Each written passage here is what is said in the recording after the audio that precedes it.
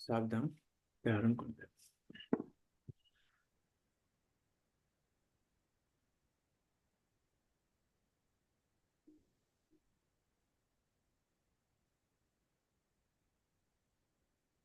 जय श्री ओम नमः सिद्धेभ्य।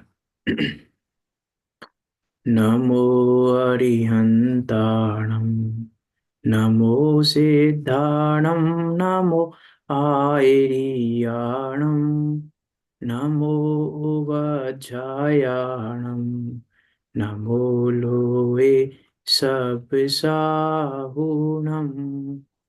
मंगलम भगवान वीरो मंगलम गौतमो गणे मंगलम कुंद कुंदारियो जैन धर्मोस्तु मंगलम।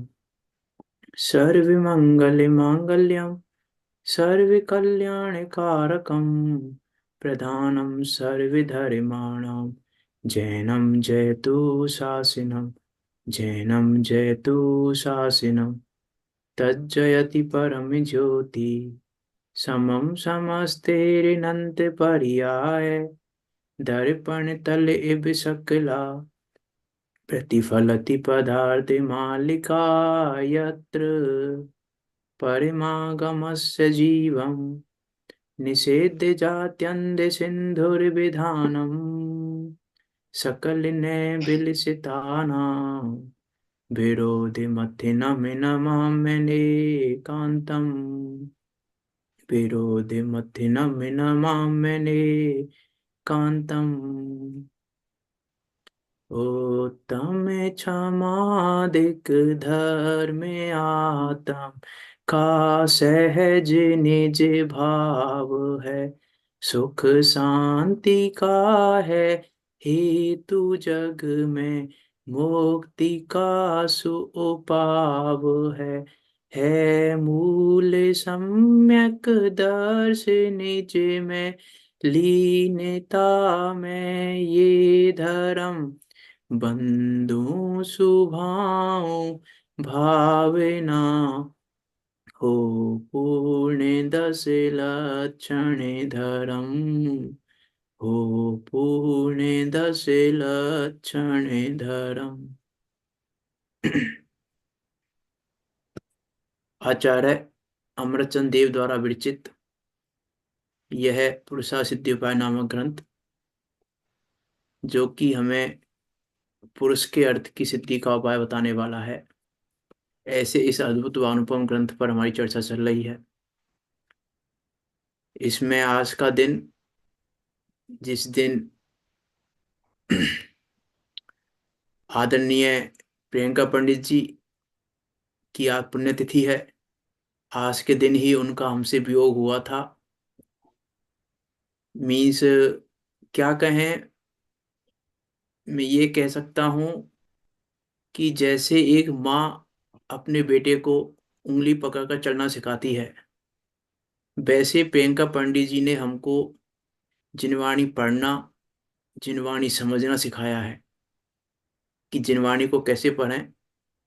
या ऐसा भी कह सकते हैं कि जैसे कोई महल बनाने के लिए नींव भरता है, वैसे उन्होंने इस महल को तैयार करने के लिए वो नींव भरने का कार्य, हमारी जिंदगी में नींव भरने का कार्य वो प्रियंका पंडित जी ने किया है। कि उन्होंने वो नींव भरी है इस महल में। महल तो बाद में बना है, इम्पोर्टेंट नींव की है वो। मीन्स कहें कि जैन धर्म का जो बेस है, जो जैन धर्म का आधार है, सात तत्व, छह द्रव्य, द्रव्य गुण पर्याय, ये सारी चीजें जो बेसिक है, वो बेस हमको प्रियंका पंडित जी ने पढ़ाया है बचपन में। उनके वास्ते तो उनसे नहीं पढ़ना हो पाया था, लेकिन वो बेस उन्होंने तैयार किया है, जिसके बल पर ये महल आज खड़ा हुआ है। तो उनके उपकार की तो मैं जितना कहें उतना कम है। उनके उपकार का तो हम विस्मरण नहीं कर सकते, और उनका उपकार बढ़ाने योग्य भी नहीं है, क्योंकि महल की इम्पोर्टेंट नहीं है, इम्पोर्टेंस नीम की होती है। तो वो इम्पोर्टेंट वाला काम तो उन्होंने ही किया है हमारी जिंदगी में। और हमारा तो उनके साथ ही निकटता रही है। हम तो उनको नाना जी कहकर संबोधित करते थे। मीन्स काफी अच्छे से उन्होंने हमको सब कुछ समझाया है। तो वास्तव में हम स्मरण करें, और स्मरण सिर्फ भावांजलि, सिर्फ हम ऐसा नहीं वह कह के छोड़ दें, शब्दों में भावांजलि नहीं होती। भावांजलि तो उसकी, उसी जीव के की इस उपकारों को स्मरण करते हुए उनको अपने जीवन में उतारना, वो ये श्रद्धांजलि होती है। तो हम उनके उन उपकारों को स्मरण करते हुए, हम उनकी कही गई बातों को, हम उनके द्वारा समझाए गए छह द्रव्य सात तत्वों को हम अपने जीवन में उतारें, और उसका श्रद्धान करके हम मोक्ष मार्ग में आगे बढ़ें। वास्तव में तभी उनके प्रति हमारी भावांजलि हो सकती है। उनकी पुण्यतिथि पर हम ये स्मरण करें, और इस बात का स्मरण करते हुए हम आगे बढ़ें। साथ में मैं ये भी कह दूं कि जो कन्फ्यूजन हुआ है, अ, जो कन्फ्यूजन हुआ है, मैं सफाई तो खैर नहीं देनी चाहिए मुझे, क्योंकि सफाई देना कारक नहीं है। लेकिन कन्फ्यूजन हुआ है, उसको क्लियर करने के लिए मैं बता रहा हूँ कि जब आपने मेरी पोस्ट पढ़ी थी, उस पोस्ट के ऊपर आपने देखा होगा यू डिलीटेड मैसेज लिखा हुआ है एक बार, कि मैंने वो लाइन हटाकर पहले पोस्ट किया, वो लाइन नहीं हटी थी तो मैंने मैसेज डिलीट किया। उसके बाद दोबारा लाइन को डिलीट डिलीट करके पोस्ट किया, लेकिन वो लाइन डिलीट नहीं हुई, पता नहीं कैसे नहीं हुई, जो भी बात रही है। ठीक है, वो लाइन सही नहीं है, इस वो लाइन, उस लाइन को हटने के बाद ठीक था वो, लेकिन वो लाइन सही नहीं थी। वो लाइन को हटा के पोस्ट किया था, इसलिए मैंने बाद में दोबारा से वो फोटो के साथ में पोस्ट किया है। तो वो कन्फ्यूजन ना रखें आपको ऐसा कि ऐसा कुछ भी है, ऐसा कुछ भी नहीं है। मीन्स मैंने इसलिए अभी दो उदाहरण दे दिए, उससे आप समझना कि हमारे जीवन में उनकी कितनी इंपॉर्टेंट है। मैंने एक माँ का उदाहरण दे दिया और एक नींव भरने का उदाहरण दे दिया। उनसे आप समझ सकते हो कि कितनी इंपॉर्टेंट है उनकी हमारे जीवन में, हमारे इस आध्यात्मिक जीवन में कितनी इंपॉर्टेंट है उनकी। तो उनका हम विचार करें। अभी हम चलते हैं अपने ग्रंथ पे। क्या कह रहे हैं यहाँ आचार्य अमृतचंद देव? पुरुषार्थ सिद्धि का उपाय बता रहे हैं, और यहाँ कह रहे हैं कि उपदेश करने योग्य तो वो मुनि धर्म ही है। लेकिन जो मुनि धर्म का भार सहन करने में, या मुनि धर्म को अंगीकार करने में असमर्थ है, वो क्या करे? कि वो फिर आगे बढ़ के श्रावक धर्म को अंगीकार करे, श्रावक धर्म को स्वीकार करे। ये यहाँ आचार्य अमरचंद देव कह रहे हैं। सम्यक दर्शन अधिकार प्रारंभ किया है हमने। 20 नंबर का श्लोक हमने पढ़ा था कल, कि श्रावक को धर्म साधन में क्या करना चाहिए। ये एक इंपॉर्टेंट लाइन थी उत्थानिका की, कि धर्म साधन में क्या करना चाहिए। मीन्स बाकी सब चीजों को नेगलेक्ट कर दिया उन्होंने धर्म साधन में, कि धर्म साधन में क्या करना चाहिए, कि एक रत्नत्रय का सेवन करना चाहिए। देखो पढ़ते हैं 20 नंबर का श्लोक। एवं सम्यक दर्शन बोध चरित्र त्रयात्मको नित्यम, तस्यापि मोक्ष मार्गो भवति निसेव्यो यथाशक्ति। क्या कह रहे हैं? यथाशक्ति, शक्ति के अनुसार। इस प्रकार उस ग्रस्त को भी अपनी शक्ति अनुसार सम्यक दर्शन, सम्यक ज्ञान और सम्यक चारित्र, इन तीन भेद रूप मुक्ति का मार्ग सर्वदा सेवन करने योग्य है। टीका हमने पढ़ी ली थी कर, उस ग्रस्त को भी अपनी शक्ति अनुसार, जिसका वर्णन आगे किया जा रहा है, ऐसे मोक्ष मार्ग का सेवन करना योग्य है।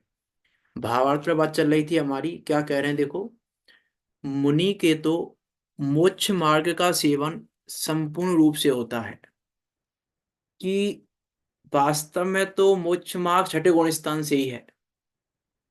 ये कहना चाह रहे हैं यहाँ कि संपूर्ण रूप से मोक्ष मार्ग छठे गुण स्थान से ही है। मुनि के तो मोक्ष मार्ग का सेवन संपूर्ण रूप से होता है, और ग्रस्त को भी अपनी शक्ति प्रमाण मोक्ष मार्ग का थोड़ा बहुत सेवन करना चाहिए। संपूर्ण सेवन तो छठे गुण स्थान से ही है। मीन्स सम्यक दर्शन ज्ञान चारित्र रूप जो मोक्ष मार्ग है, उसका तो प्रारंभ वास्तव में छठे गुण स्थान से ही है। अब वो तो है, चारित्र मना नहीं है, पांचवें गुण स्थान में भी सम्यक चारित्र है, चौथे गुण स्थान में सम्यक चारित्र है, मना नहीं है उसकी। लेकिन यहाँ कह रहे हैं संपूर्ण रूप से, तो संपूर्ण रूप से तो वहीं पर है। और ग्रस्त को भी अपनी शक्ति प्रमाण मोक्ष मार्ग का थोड़ा बहुत सेवन करना चाहिए। क्यों करना चाहिए? प्रश्न ये उठता है कि ग्रस्त को भी अपनी शक्ति प्रमाण मोक्ष मार्ग का थोड़ा बहुत सेवन क्यों करना चाहिए? मोक्ष मार्ग का सेवन नहीं करें तो क्या परेशानी है? कि कारण क्या है उसका, कि धर्म का कोई दूसरा अंग नहीं है। क्या कह रहे हैं देखो, कि धर्म का कोई दूसरा अंग नहीं है। धर्म का कोई दूसरा अंग नहीं है, इसका अर्थ है कि किसी और कारण से धर्म हो नहीं सकता। इसका कारण है कि मात्र क्रियाओं से, क्रियाओं का नाम अंग धर्म नहीं है। धर्म का कोई अंग नहीं है, इसका क्या अर्थ है, व्रत तप उपवास का नाम धर्म नहीं है। व्रत तप उपवास करने का नाम धर्म नहीं है, कि व्रत कर लिए, प्रतिमा प्रतिमा धारण कर ली, उपवास कर लिए, या मंदिर जा रहे हैं, मंदिर जाना सब चीजें कल भी हमने बात की थी इस बारे में। यहाँ कह रहे हैं धर्म का कोई दूसरा अंग नहीं है, अर्थात किसी अन्य तरीके से धर्म हो नहीं सकता। अन्य कोई तरीका नहीं है कि उस तरीके से धर्म हो जाए। धर्म का एकमात्र तरीका है रत्नात्रय का सेवन। रत्नात्रय के सेवन के बिना धर्म नहीं होता। फिर कितना भी कुछ भी करता रहे। उसमें योगसार जी में गाथा आती है एक, निज आत्मा जाने नहीं, और पुण्य ही करता रहे, तो सिद्ध सुख पाता नहीं, संसार में फिरता रहे। यहाँ कह रहे हैं पुण्य अंग नहीं है धर्म का। पुण्य करने का नाम धर्म नहीं है। पुण्य से धर्म नहीं होता है। दया से धर्म नहीं होता है, करुणा से धर्म नहीं होता है। यहाँ ये कह रहे हैं धर्म का दूसरा अंग नहीं है। उसकी व्याख्या तो बहुत हो सकती है कि हमको क्या लग रहा है, हमारे मन में करुणा भाव है, दया का भाव है, तो हमको लग रहा है कि धर्म कर रहे हैं हम, तो ठीक है, मंद कसाय तो है हमारी। कि वास्तव में अभी हम दया का स्वरूप भी नहीं जानते, कि दया कहते किसको है। मीन्स दया जो धर्म का अंग नहीं है, उस वो दया भी कौन सी है, उस दया को भी नहीं जानते हम तो। हमको जो लगता है, जैसे मान लो सामने कोई किसी को मार रहा है, कोई किसी को काट रहा है, कोई किसी को कुछ कर रहा है, और हमको क्या आ रहा है, देखो बेचारी, देखो बेचारा पिट रहा है। इसका नाम दया है कि नहीं है। धर्म की बात नहीं कर रहा हूं, दया है कि नहीं इसका नाम।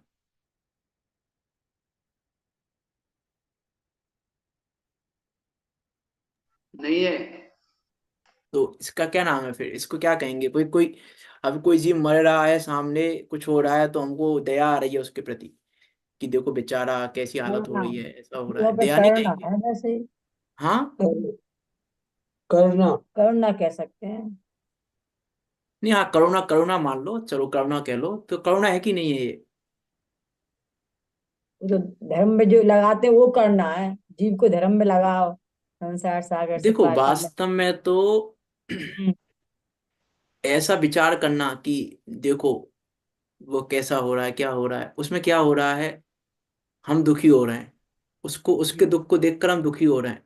किसी हाँ, के, अपने किसी आत्मा के में दुख बात है। को देखकर दुखी होना तो संकलेश परिणाम है। संकलित परिणाम है, सही बात। शुभ परिणाम, शुभ परिणाम भी नहीं है वो। हम तो जानने देखने वो वाले हैं खाली। वो तो संकलेश परिणाम है। जाने देखने वाली बात तो दूर की है, वो तो ज्ञायक होने की बात तो दूर की है, मैं तो नॉर्मल बात कह रहा हूँ। मी वो तो हमारा संकलेश परिणाम है। वहां भी दया किसको कहना, कि दया तब, करुणा तब कही जाएगी जब हम उसको बचा सकें, उसको बचाने का उपाय करें, तो करुणा कही जाएगी। कहने का अर्थ मेरा ये है, हम मात्र ऐसा सोचें किसी को देखकर और हमको लगे हम तो दयावान है, कि दयावान भी नहीं है हम। इसका नाम दया है ही नहीं, वो तो हमने संकलेश कर लिया, अब हमारे परिणामों ने संकलिष्टता कर ली। एक बार ये की कहानी है उनकी, प्रियंकर जी की। फिरोजपुर कौन की बात है, हाँ फिरोजपुर की। हाँ, शुगर, शुगर की कहानी है शुगर उनकी। की, शुगर के बच्चे हाँ की। हाँ, शुगर के बच्चे की उनकी सच्ची कहानी है, सच्ची कि वो घटना जब है। मंदिर मंदिर भरसड़ दी जा रहे थी, थे। भरसड़ दी। हाँ, मंदिर जा रहे थे, शायद मंदिर जा रहे थे, और हाँ। रास्ते में नाली में सूगा पड़ा हुआ था, तो उन्होंने निकाला था उसको। हम्म। मीन्स हम सिर्फ, देखो निकाला ये करुणा है, लेकिन हम देखो बेचारा नाली में पड़ा हुआ है, ये करुणा नहीं है। वो हमें ये करना तो, नहीं। ये हमारा संकलेश परिणाम है। हमको लग रहा है वो हम दया कर रहे हैं, उस पर करुणा कर रहे हैं, इसका नाम तो करुणा है ही नहीं, है ना। तो वास्तव में करुणा क्या है, उसको बचा लें। एक बात तो ये भी थर्ड क्लास की करुणा है।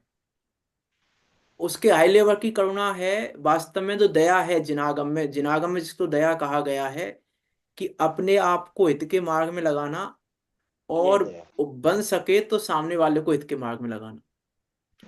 इसका नाम, ये अपने पे दया है, अपने को हित के मार्ग में लगाना ये अपने पे दया है, और सामने वाले को हित के मार्ग में लगाना ये सामने वाले पर की दया है। स्वपर की दया इसको कहा गया है। और यहाँ कह रहे हैं ये अंग ही नहीं, ये भी अंग नहीं है, धर्म का अंग तो नहीं है ये। इससे धर्म तो नहीं होता है, हाँ, नहीं होता। इससे धर्म नहीं होता है। दया, करुणा, ये धर्म के अंग नहीं है। यहाँ कह रहे हैं कारण की धर्म का कोई दूसरा अंग नहीं है, कोई भी दूसरा कैसा भी अंग नहीं है। और करुणा भाव को तो वैसे भी आचार्य कुंदकुंद देव ने मोह भाव कहकर संबोधित किया है। और मोह भाव कैसे धर्म हो सकता है, कि मोह भाव तो धर्म नहीं हो सकता। प्रश्न सार जी में आती है लाइन, शायद करुणा, करुणा को मोह भाव कहा है प्रश्न सार जी में। 46 नंबर का। नहीं, 85 में या कुछ 84 85 नंबर की गाथा है शायद, देख लेना जो भी है। मीन्स कारण क्या कह रहे हैं, धर्म का कोई दूसरा अंग नहीं है। मी दूसरे रत्नात्रय के अलावा दूसरे किसी भी प्रकार से धर्म नहीं हो सकता। और हम धर्म किसको मान के बैठे हैं, मी श्रावक धर्म भी। हम श्रावक धर्म किसको मान के बैठे हैं, कि जिसको हम श्रावक धर्म मान के बैठे हैं वो तो श्रावक धर्म है ही नहीं। यहाँ तो कह रहे हैं कि पुण्य भी धर्म का अंग नहीं है, कोई दूसरा अंग नहीं है। अर्थात रत्नात्रय के अलावा पुण्य भी धर्म का अंग नहीं है। क्यों पुण्य धर्म का अंग क्यों नहीं है? देखो क्या कह रहे हैं यहाँ, कारण कि धर्म का कोई दूसरा अंग नहीं है जिसके सेवन करने से अपना भला हो सके। मीन्स रत्नात्रय के अलावा दूसरी किसी भी चीज से हमारा भला होने वाला नहीं है। इसलिए यहाँ कह रहे हैं धर्म का कोई दूसरा अंग नहीं है जिसके सेवन करने से अपना भला हो सके। अर्थात पुण्य करने से ही भला नहीं होने वाला हमारा। क्या भला होगा, पुण्य पुण्य कर लिया हमने तो क्या भला होगा, स्वर्गाधिक मिल जाएगा, इससे ज्यादा क्या होगा? तो भला नहीं हुआ ना वो हमारा, तो भला धर्म किसको कहेंगे? आचार्य समुद्र देव ने क्या लिखा है, जो उत्तम सुख में ले जाकर धर दे। धर्म तो उसको कहते हैं जो उत्तम सुख में ले जाकर धर दे। तो अब ये हमने पुण्य भाव किया, मंद कषाय का भाव किया, ये मंद कषाय का भाव हमको उत्तम सुख में तो ले जाके नहीं धर रहा है। ये डाल तो संसार में ही रहा है ना। तो इसको हम कैसे कहें धर्म? इसलिए यहाँ कह रहे हैं धर्म का कोई दूसरा अंग नहीं है। और अभी तो जैसे मैंने करुणा की बात की, अभी तो पुण्य भी कहाँ है हमारा, पुण्य भी कहाँ कर रहे हैं हम? अभी हम कितना सा पुण्य करते हैं, और जितना पुण्य करते हैं, देखो पुण्य करते हैं हम तो पुण्य का हिसाब रखते हैं। एक लाइन पढ़ी थी कहीं कि हम पुण्य का तो हिसाब रखते हैं और पाप बेहिसाब करते हैं। हम्म, सही बात। कि हम किसी से पूछो, अरे 2 घंटे में मंदिर जाता हूँ, 2 घंटे ये करता हूँ, कि 4 घंटे हो गए, और 2 घंटे में ये करता हूँ, 6 घंटे, बाकी 18 घंटे क्या करते हो? पाप का।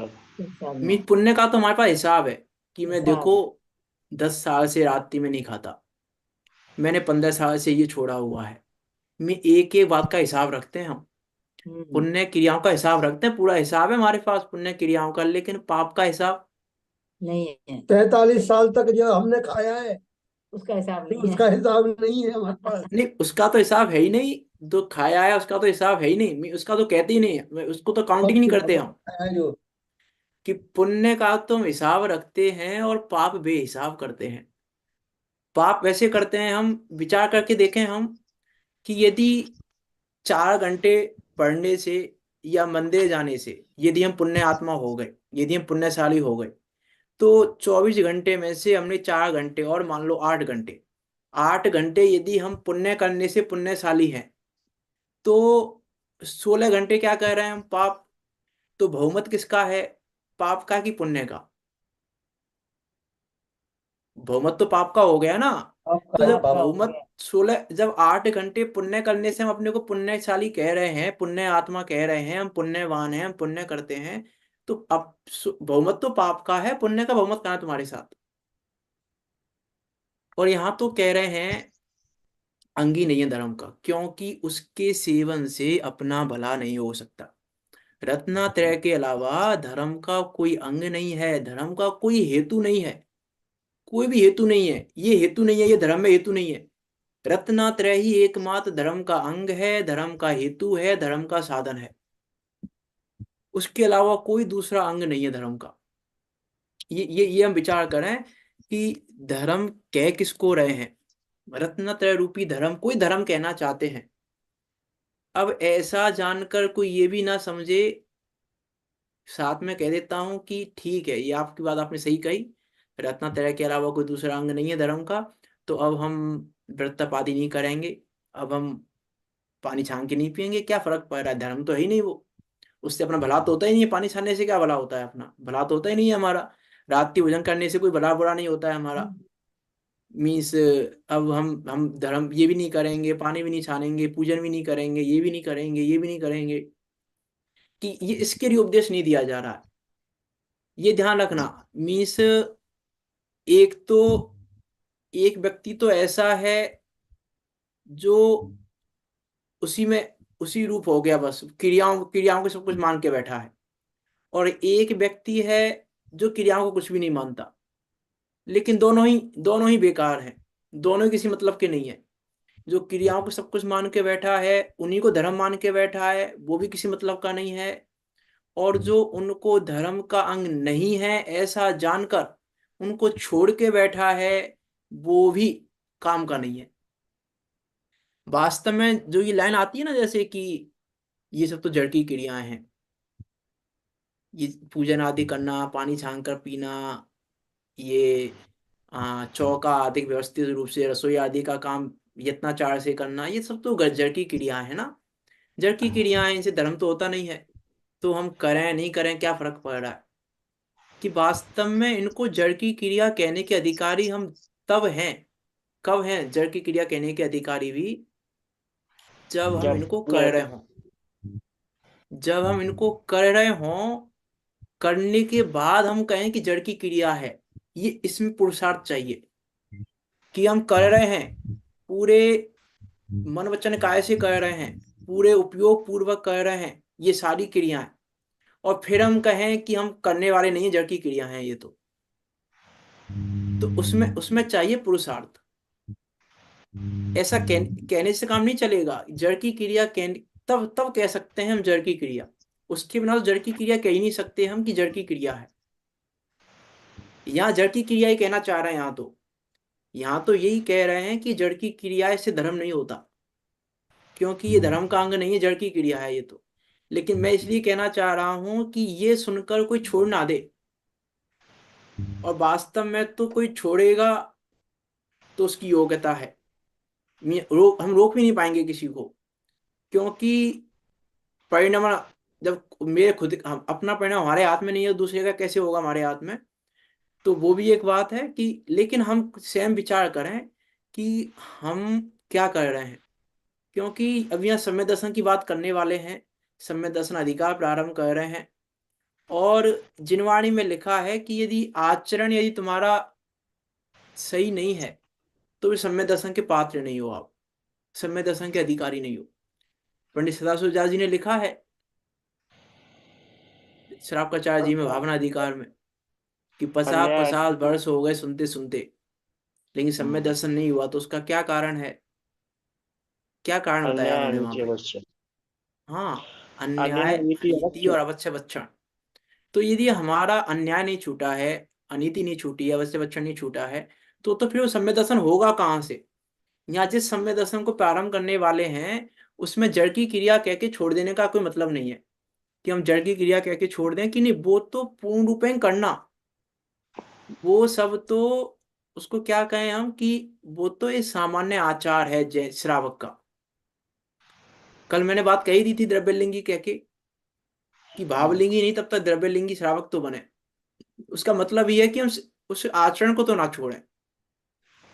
बनना तो भावलिंगी है, करना तो सम्यक दर्शन ही है। और यहाँ भी अभी कहेंगे कि सबसे पहले सम्यक दर्शन ही कर, बाकी सारे काम मत कर, बाकी सारे काम बाद के हैं, पहले सम्यक दर्शन कर, यही कहेंगे यहाँ पे भी। लेकिन सम्यक दर्शन तो कर लें पहले, सबसे पहले सम्यक दर्शन करना चाहिए, बात तो ठीक है, लेकिन उसकी भी पात्रता है। हर किसी को कोई ना होगा, पात्रता है उसकी, और उसकी पात्रता में विशुद्धता चाहिए। विशुद्धि लब्धि है ना 5 लब्धियों में, तो विशुद्धता चाहिए। तो यदि आचरण हमारा नहीं होगा ऐसा, तो विशुद्धता कैसे आएगी? तो उसको हम जड़ की क्रिया कह के ना छोड़ दें, उसका हम विचार करें। और एक दूसरी बात ये भी है कि श्रावक धर्म का वर्णन किसके लिए किया जा रहा है? मुनि बनने के लिए। हाँ, कि आचरण को भी ना छोड़ें, सम्यक दर्शन भी करना है, आचरण भी नहीं छोड़ना है, और भावना मुनि की वाणी है, तीनों काम करने हैं हमको पैरेलली। तो हम कह पाएंगे कि हम द्रव्यलिंगी श्रावक हैं। तो हम कह पाएंगे कब? जब ये आचरण भी नहीं छूटा हुआ हो हमारा, सम्यक दर्शन करने की भावना भी हो, अभी अगले श्लोक पे बढ़ेंगे अभी हम, और साथ में मुनि पद की भावना हो, कि हम कपड़े भी पहन रहे हैं तो किस लिए पहन रहे हैं कपड़े? कपड़े भी पहन रहे हैं तो क्या भावना हो कि कपड़े छोड़ने के कपड़े पहन रहे हैं हम, कब छूटे? कपड़े छोड़ने के लिए कपड़े पहन रहे हैं, ये भावना हो, तो हम कहेंगे कि तुम कपड़े पहन रहे हो, श्रावक धर्म का पालन कर रहे हो। मियाँ ये कहना चाह रहे हैं, श्रावक धर्म का पालन भी तब कह पाएंगे हम जब इस भावना के साथ योग्य पहन रहे हो, योग्य खा रहे हो। अब अच्छे बच्चन की तो बात ही नहीं है, योग्य खा रहे हो, योग्य पहन रहे हो, वो भी इस भावना के साथ कि हमें तो अनाहारी स्वरूप देखना है और वस्त्र छोड़ने हैं, निर्गंध अवस्था के हेतु से और अनाहारी स्वरूप के लिए खा रहे हैं। खाने के अनाहारी शब्द का प्रयोग किया मैंने, अनाहारी स्वरूप को देखने के लिए, अनाहारी स्वरूप को देखें खाते समय भी, और पहनते समय भी निर्गंध निर्गंध स्वरूप को देखें। तो कह पाएंगे हम कि हाँ, श्रावक धर्म के अकॉर्डिंग कार्य कर रहे हैं। विचार करके देखना, हम बहुत सारे ऐसे उदाहरण दे सकते हैं, उदाहरण बहुत सारे मिल सकते हैं। जैसे मान लो एक उदाहरण दूं मैं आपको, बड़े पंडित जी का ही, कि जब सूर्य प्रकाश जी जॉब करते थे, उस समय उनको कोई कपड़ा अच्छा लगा, वाइट कलर का श्वेत कपड़ा अच्छा लगा कि ये पंडित जी के योग्य है, तो खरीद लूं मैं। तो उन्होंने खरीद लिया, और वो कपड़े को धो धा के जैसे भी मतलब पूरा योग्य है करके गए बड़े पंडित जी के पास, और उनसे कहा कि आपके योग्य कपड़ा है ये, आप इसको यूज में ले सकते हैं, आपके लिए हमने लिया है, अच्छा कपड़ा है बहुत। तो कोई हमसे ऐसा कहे तो हमारा क्या जवाब होगा? हम्म, क्या जवाब होगा? कि योग्य वस्त्र है, है हमारे कि हमारे योग्य है तो ठीक है, कोई परेशानी नहीं, ले लेंगे हम, यही करेंगे ना हम तो। हम्म, लेकिन बड़े पंडित जी का जवाब क्या था कि ये बताओ, यदि ये कपड़ा हमारे लिए अच्छा है, तो निर्गंध अवस्था किसके लिए अच्छी है? हम्म, मीन्स उदाहरण दिया मीन्स था। हम उस कपड़े को ग्रहण कर रहे हैं, लेकिन कपड़े को ग्रहण करते समय भी हमारी भावना क्या है? निगलंच बना। हाँ, कि ये कपड़ा यदि हमारे लिए अच्छा है, ये तो निर्गंध अवस्था किसके लिए अच्छी है फिर? यदि कपड़ा हमारे लिए अच्छा है तो फिर निर्गंध अवस्था किसके लिए अच्छी है? मीन्स भावना हमारी सदाकाल वो रहे, ये कहना यहाँ आचार्य अमृतचंद देव भी यही कहना चाह रहे हैं कि भावना हमारी सदाकाल यही रहे, भावना उसके नीचे उतरे ही नहीं हम। ये तो मजबूरी है, ये तो हमारी भी मजबूरी है कि हम अंगीकार नहीं कर पा रहे। आचार्य अमृतचंद देव तो क्या कह रहे हैं कि भाई अंगीकार करो, और कुछ अंगीकार करने योग्य ही नहीं है। अब वो हमारी मजबूरी है कि हम अंगीकार नहीं कर पा रहे, लेकिन भावना तो वही भाव। जैसे सामान का कहा था हमने कि भैया अभी हमारी हैसियत नहीं है, अभी हम थर्ड क्लास वाला लो लेवल वाला सामान खरीद रहे हैं, लेकिन भावना तो क्या भाव कि हम इसी को खरीदेंगे। अभी हम ये खरीद रहे हैं, लेकिन खरीदना हमको वही है, टॉप वाला, ये नहीं खरीदना हमको। अभी हम खरीद रहे हैं, लेकिन अभी खरीद रहे हैं, लेकिन उस भावना के साथ खरीदो, ये कहना चाह रहे हैं यहाँ पे भी। कि यहाँ तो कह रहे हैं कि इसके सेवन से भला नहीं होगा, कि जड़ की क्रिया है, लेकिन उसको भी यथा योग्य करना चाहिए। अब यहाँ बढ़ते हैं हम तो आगे, क्या कह रहे हैं, धर्म का कोई दूसरा अंग नहीं है, अर्थात रत्नात्रय के अलावा कुछ है ही नहीं धर्म में। रत्नात्रय ही एकमात्र धर्म है जिसके सेवन से अपना भला हो सके, अपना भला एकमात्र रत्नात्रय के सेवन से ही होगा। कैसा है वो मोक्ष मार्ग जिसका सेवन करना योग्य है? सम्यक दर्शन बोध चरित्र त्रय आत्मक। सम्यक दर्शन, सम्यक ज्ञान, सम्यक चारित्र का त्रिक जिसका स्वरूप है। एक नहीं, सम्यक दर्शन धर्म नहीं है, सम्यक ज्ञान भी धर्म नहीं है, सम्यक चारित्र भी नहीं। सम्यक दर्शन, सम्यक ज्ञान, सम्यक चारित्र का त्रिकपणा, अर्थात तीनों होने चाहिए। उसमें लिखा ना श्लोक में, सम्यक दर्शन बोध चरित्र त्रय आत्मका, नित्यम। कि ये तीनों चाहिए। सम्यक दर्शन भी चाहिए, सम्यक ज्ञान भी चाहिए, सम्यक चारित्र भी चाहिए। कल एग्जाम्पल दे दिए थे औषधि के और उसके, कि काम नहीं चलेगा। कोई सोचे कि हम तो सिर्फ श्रद्धा श्रद्धा कर लें, कि नहीं चलेगा काम।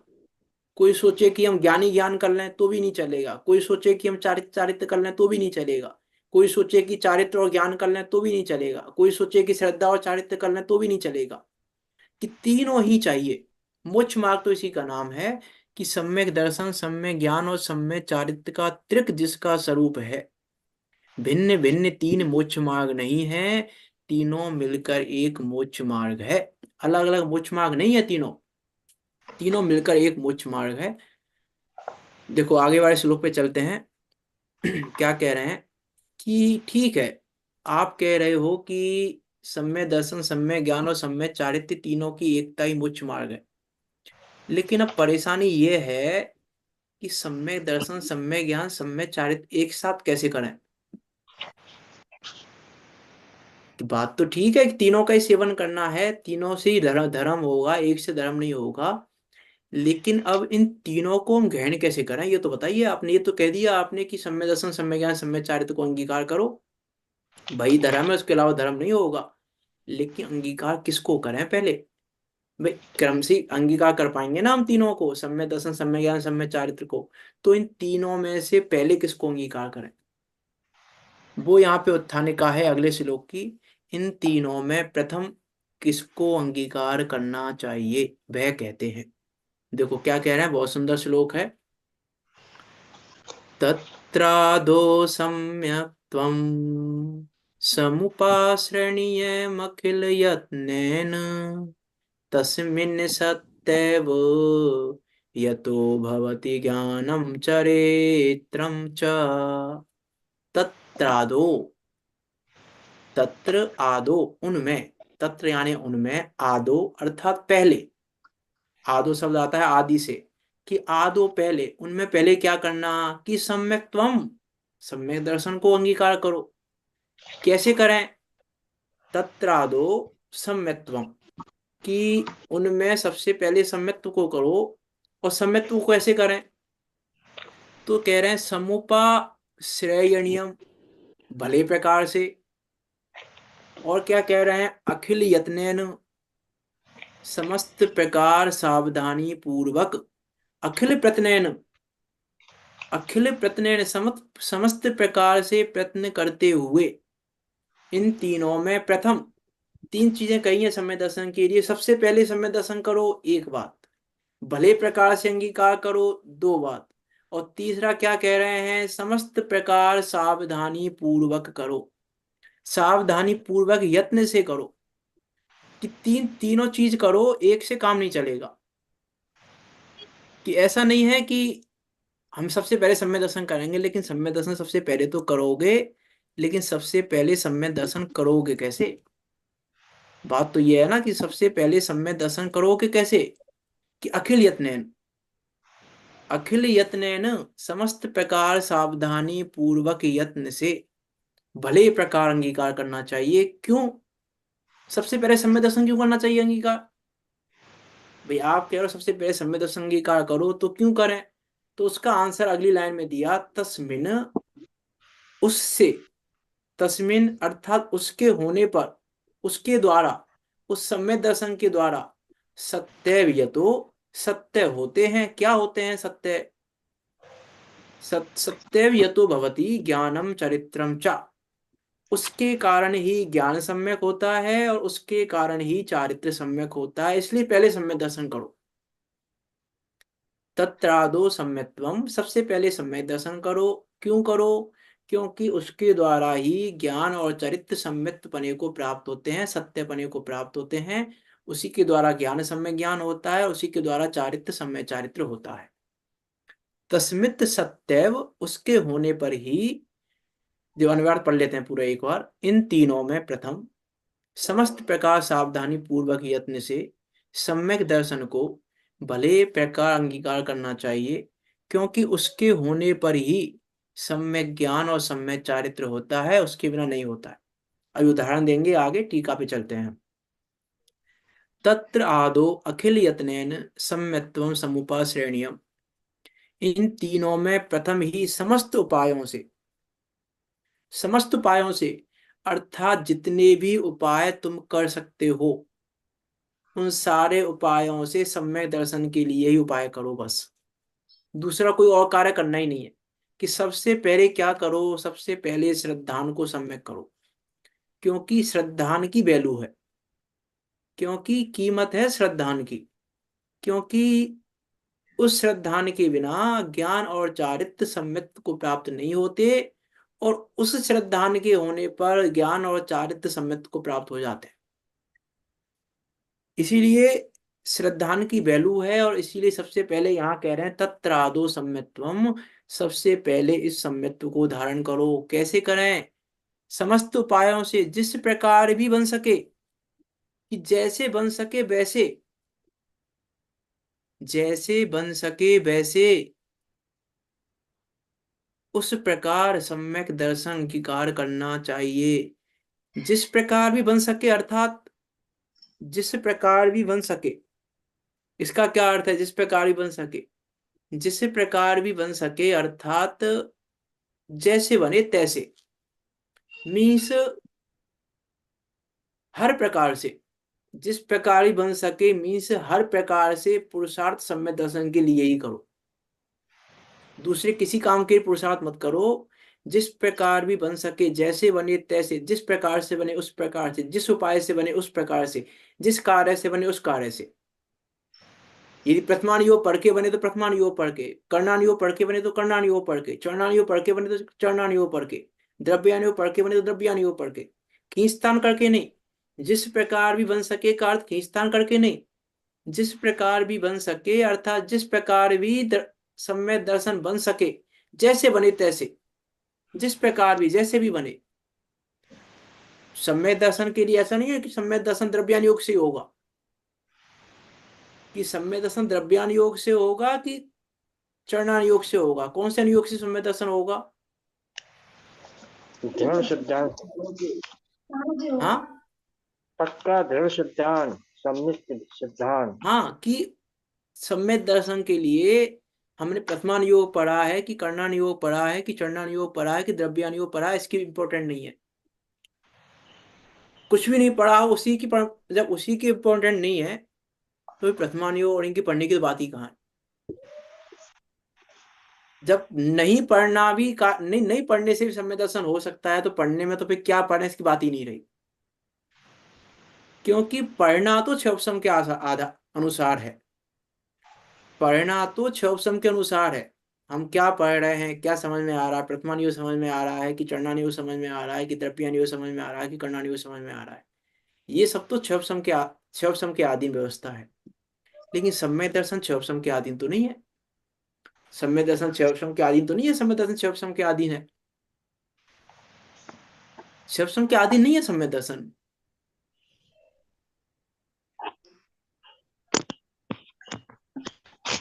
छह के अधीन है कि नहीं है? नहीं है समय दर्शन आदि रुचि छह के के आदि अधीन है नहीं ना, है। गहरी रुचि होगी। तो छह के अधीन नहीं छायोपसम है बिना भी तो नहीं होता, छायोपसम लब्धि बिना भी नहीं होता। नहीं तो मैं तो ये कह रहा हूँ छह लब्धि की बात तो दूर है। यदि छह नहीं है तो फिर एक इंद्रिय को समय दर्शन हो जाना चाहिए, हाँ, निगोदिया को समय दर्शन हो जाना लब्धि, चाहिए। और क्या। तो क्या? अब बताओ छह, फिर बताओ छह के अधीन है कि नहीं समय दर्शन? फिर पूछ रहा हूँ दोबारा मैं, सम्यक छह के दर्शन अधीन समय दर्शन है कि नहीं? क्या का विषय है? रुचि, गहरी रुचि से होगा। शिवभूति मुनि को कहा था अक्षयोत्तम। गहरी रुचि से होगा, मैं गहरी रुचि से। मैं वहीं पहुंचना चाह रहा हूँ। हमको लग रहा है शिवभूति मुनिराज को कहाँ था छह, लेकिन मैं कहना चाह रहा हूँ बहुत छह था उनको। देखो, छायोपसम तो नहीं था उनको। अरे पंच उनको इंद्रिय थे। अरे मैं वही कहना चाह रहा हूं कि अभी हम क्षयोपम को ही नहीं जानते। जिसको हम क्षयोपम कह रहे हैं वो तो क्षयोपम है ही नहीं वास्तव में। इसलिए मैंने एक इंद्रिय का उदाहरण भी लिया कि संगी पंचेंद्रिय को ही होगा सम्यक दर्शन, असंगी हम्म। को या एक इंद्रिय दो इंद्रिय वाले को तो नहीं होगा।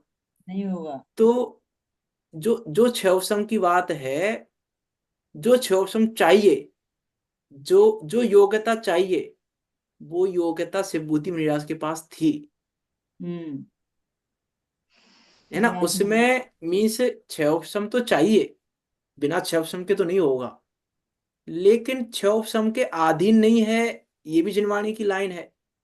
और हम्म। क्षयोपम बिना नहीं होगा, ये भी जिनवाणी की लाइन है। हम्म।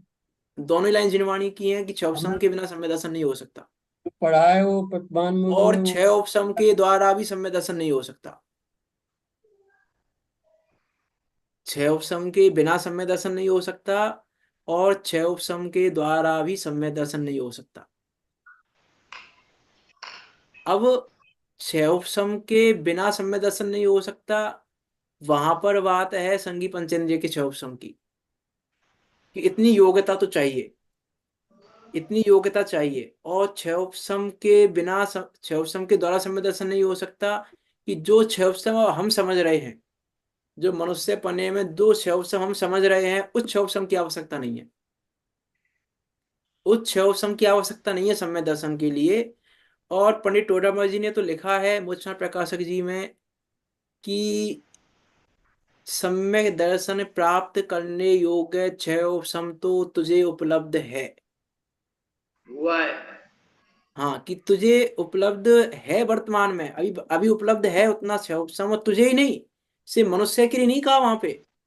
वहां तो क्या शब्द लिखा है, प्रत्येक संगी पंचेंद्रिय, मनुष्य तिर्यंच कोई भी हो, इतना क्षयोपम तो प्राप्त है। तो जो क्षयोपम है ना, संगी पंचेंद्रिय, छे संगी पंचेंद्रिय वाला क्षयोपम, उस क्षयोपम के बिना नहीं होगा। और जिस क्षयोपम को हम समझ रहे हैं अभी, उस क्षयोपम की आवश्यकता नहीं है। दोनों लाइनों का अर्थ मतलब समझ में आया। क्षयोपम के बिना सम्यक दर्शन नहीं होगा, और क्षयोपम के द्वारा भी सम्यक दर्शन नहीं होगा। तो वहां पे क्या लेना है ना, जैसे बहुत सारी जगह बहुत सारी चीजें मिलती हैं। अब वो हमें हमें समझना पड़ेगा कहाँ पे क्या है। जैसे एक लाइन आती है, धर्म करत संसार सुख, धर्म करत निर्वाण, धर्म पंथ साधे बिना, नर तिर्यंच समान। कि उस धर्म के बिना नर भी तिर्यंच के समान है। उस धर्म से संसारी सुख भी होता है, उस धर्म से निर्वाण भी मिलता है। अब हर जगह धर्म का शब्द अलग, धर्म का अर्थ अलग है। धर्म का अर्थ संसार सुख में धर्म का अर्थ अलग है, धर्म का अर्थ निर्वाण में धर्म का अर्थ अलग है। अब हर जगह एक शब्द नहीं लगा सकते हम धर्म का, कि भाई इसी धर्म का अर्थ यहाँ पे भी वही है, यहाँ पे भी वही है। तो बहुत सारी चीजें मिलती हैं निर्वाणी में, ऐसी कोई एक चीज नहीं है। उसका हम विचार कर रहे हैं क्या कहना चाह रहे हैं, यहाँ तो यहाँ आते हैं। इन तीनों में प्रथम ही समस्त उपायों से जिस प्रकार भी बन सके, उस प्रकार सम्यक दर्शन अंगीकार करना चाहिए। इसके प्राप्त होने पर अवश्य ही मोक्ष पद प्राप्त होता है। इसके होने पर मोक्ष की गारंटी है, और इसके हुए ना मोक्ष की कुछ भी नहीं है। इसके होने पर मोक्ष पद अवश्य ही प्राप्त होता ही होता है, गारंटी से प्राप्त होता है। और इसके बिना सर्वथा मोक्ष नहीं होता। इसके बिना सर्वथा मोक्ष नहीं होता। क्या अर्थ है इसका, इस लाइन का? सर्वथा भाव। हाँ, इसके बिना किसी भी द्रव्य को मोक्ष मार्ग नहीं होता। इसके बिना किसी क्षेत्र से मोक्ष नहीं होता। इसके बिना और किसी काल में मोक्ष नहीं होता। इसके बिना किसी भाव में मोक्ष नहीं होता। चारों घटित होंगे कि यदि सम्यक दर्शन नहीं है तो फिर वो कोई भी है, कितना भी बड़ा जीव है, कोई राजा महाराजा है, चक्रवर्ती है, कोई भी हो, कोई भी द्रव्य हो, इसके बिना किसी द्रव्य को मोक्ष नहीं होता। क्षेत्र कोई सा भी हो, साथ साथ सीमंदर भगवान की वाणी सुन रहा हो, लेकिन सम्यक दर्शन नहीं है तो मोक्ष नहीं होता। किसी भी क्षेत्र से मोक्ष नहीं होता इसके बिना। फिर चाहे तुम चौथे काल में हो, चाहे पंचम काल में हो, चाहे विदेह क्षेत्र में हो, चाहे स्वर्ग में हो, चाहे नरक में हो, चाहे कुछ भी हो रहा है, किसी भी क्षेत्र में मोक्ष नहीं होता, किसी भी काल में मोक्ष नहीं होता। जो काल की बात भी कह दी हमने, चौथे काल में हो चाहे पंचम काल में हो चाहे कहीं पे भी हो, किसी भी काल में मोक्ष नहीं होता। और किसी भी भाव से कितना भी उत्कृष्ट से उत्कृष्ट भाव कर ले, कितना भी उत्कृष्ट से उत्कृष्ट, द्रव्य लिंग का उदाहरण देंगे नीचे, मैं नहीं दे रहा इसलिए अभी, कितना भी उत्कृष्ट से उत्कृष्ट भाव कर ले, उस भाव से भी मोक्ष नहीं होता। तो यहां भी सर्वथा कह रहे हैं भाव, अंत दीपक लगा के, कि इसके प्राप्त होने पर अवश्य ही मोक्ष पद प्राप्त होता है, और इसके बिना सर्वथा मोक्ष नहीं होता। यह स्वरूप की प्राप्ति का अद्वितीय कारण है। अद्वितीय कारण है, अद्वितीय अर्थात इसके जैसा दूसरा कोई कारण नहीं है। अद्वितीय कारण है, इसके जैसा कोई कारण नहीं है दूसरा, और दूसरा अर्थ लगाएं कि दूसरा कारण ही नहीं है।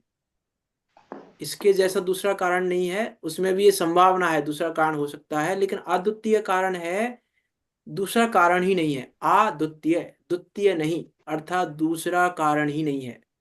ये स्वरूप की प्राप्ति का एकमात्र कारण है।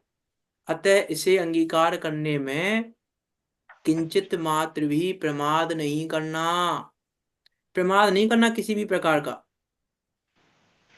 मृत्यु का वर्ण करके भी इसे प्राप्त करने का प्रयत्न अवश्य करना। मृत्यु का भी वर्ण करना पड़े तो मृत्यु का भी वर्ण कर लेना, लेकिन मृत्यु का वर्ण करके भी यदि सम्यक दर्शन प्राप्त होता हो तो सम्यक दर्शन को प्राप्त करना। कुछ याद आया इस लाइन से? ना समय सार की गाथा कि मर करके भी। हाँ, गाथा नहीं है, कलश है। कलश है, हाँ, 23 वो नंबर। पूरंग अधिकार में 23 नंबर का 23 कलश है। कला से 23 में। अयि कथमपि मृत्वा तत्व कौतूहलीसन अनुभव भव मूर्ते पार्श्ववर्ती मुहूर्तम। अरे एक घड़ी, दो घड़ी, दो घड़ी, दो घड़ी के लिए तत्व का कौतूहली बन, मर कर भी, मर कर भी, मर पच के भी इस सम्यक दर्शन को प्राप्त कर। मृत्यु का वर्ण करना पड़े तो कर, मृत्यु का वर्ण करना पड़े इसका क्या अर्थ है, कल ही करेंगे इसकी चर्चा। मृत्यु का वर्ण का क्या अर्थ है, क्या मतलब है मृत्यु का वर्ण का। वहां पे भी जैसे समस्या क्लास में भी लिखा है मरकर भी, तो उसका क्या अर्थ है, तो उसका अर्थ मृत्यु कल की कल करेंगे, कीमत समय भी हो तो गया है। फिर भी उसको हाँ, नहीं छोड़। क्या कह रहे हैं आप? मृत्यु की कीमत भी चुकानी पड़े तो भी नहीं छोड़ना चाहिए। अरे यहाँ मृत्यु का अर्थ मरने से नहीं है, ये ध्यान रखना, मरने से नहीं है यहाँ मृत्यु का अर्थ। जो कहा ना मृत्यु का वर्ण करके भी, इस यहाँ प्रकार मृत्यु से भी का अर्थ, बने। इसलिए इसलिए मैं कह रहा हूँ उसको समझाना पड़ेगा, कल ही बात करेंगे। यहाँ मृत्यु का अर्थ वो तो है ही नहीं, मरण से तो है ही नहीं। यहाँ मृत्यु का अर्थ मरण से नहीं है, वहां पर भी आचार्य अमरचंद देव ने जो लिखा है वहां पर भी उसका अर्थ मरण से नहीं है। क्या अर्थ है उसका, कल चर्चा करेंगे उसकी। मर करके का क्या अर्थ है, मृत्यु का वर्ण करने का भी क्या अर्थ है, मतलब वो तो अर्थ है ही नहीं।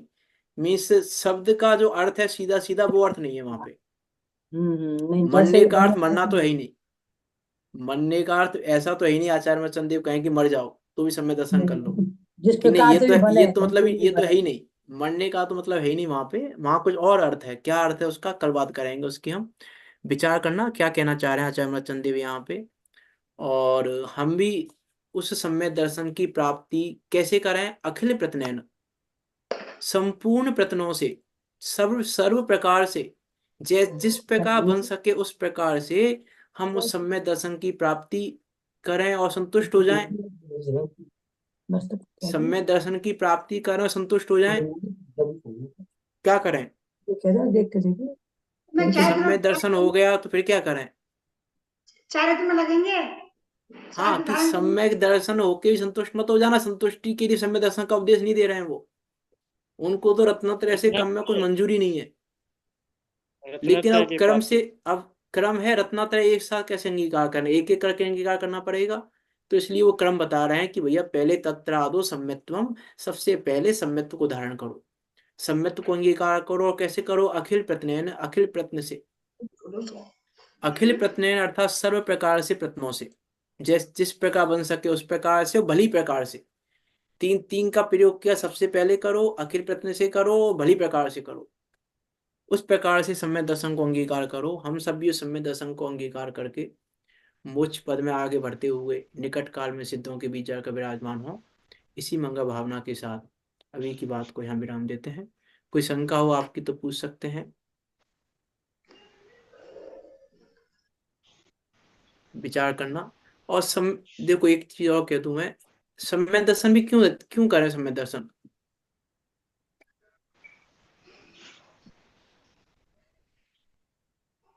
यही सम्यक मोक्ष दर्शन है क्यों करें? तभी तो।